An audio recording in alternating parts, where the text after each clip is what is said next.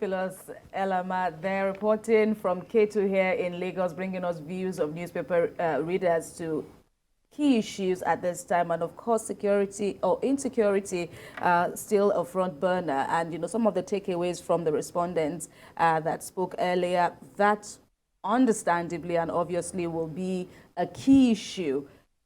Nigerians want to hear from presidential candidates to know what they have to offer. Along that, people are also looking up to the president now to see on what term or on what scale would he leave the office, because someone said he will be graded on the score on what he himself imposed on himself. When he came on as president about 8 years ago or thereabouts, he said security would be one of the key agenda before him, and that is what he will be assessed. Exactly. Now, the point there is, if you see, since former President Jonathan's administration, security has become a national issue of a campaign promise. I'm going to ensure the security. Recall that the rejection of former Goodluck Jonathan at the last poll was on the ground of security, when there were bombings here and there and so on.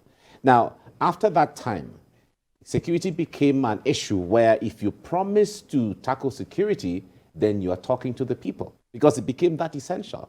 So it's going to be the same. It's been the trend, and it's going to be the same thing going into the next election. So every presidential candidate at this time will have to be able to promise Nigerians that they are going to restore security, because between now and February next year, or when May 29 next year, even if President Buhari tackles security, there's still going to be, elements of whatever here and there. You're still going to see those elements. But it will take some time before security is totally wiped out, or so insecurity rather, where Nigeria returns to the state we used to have, where you can travel from Maiduguri to Kano or to Sokoto by road without looking back. Were so popular. So that's how the thing is. It's really a challenging issue right now. Every Nigerian would like to know what whoever candidate has to say and what strategy. Any candidate that says that he wants to do anything must show that he has done it. I was getting to that too, because what have you done? Yeah. What has Atiku done? What has Obi done?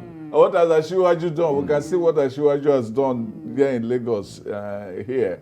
I think the burden will be more on Obi and Atiku to show what they have done. Obi had opportunity to do that in Anambra.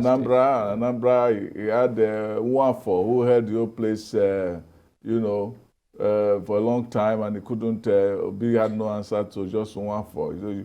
And then Atiku has not even had the opportunity to do anything. So we see. It's not the time yet for them to do that. Maybe as from next month, say a few weeks, the campaigns will kick off, and we'll see how they are going to articulate their points. Right. Do your own, I do my own. As I say, let's see how it goes. And I must say, Nigerians cannot wait. All eyes will be on Nigeria, and everyone will wait to see how Nigerians would sway after all the presidential candidates have done their thing.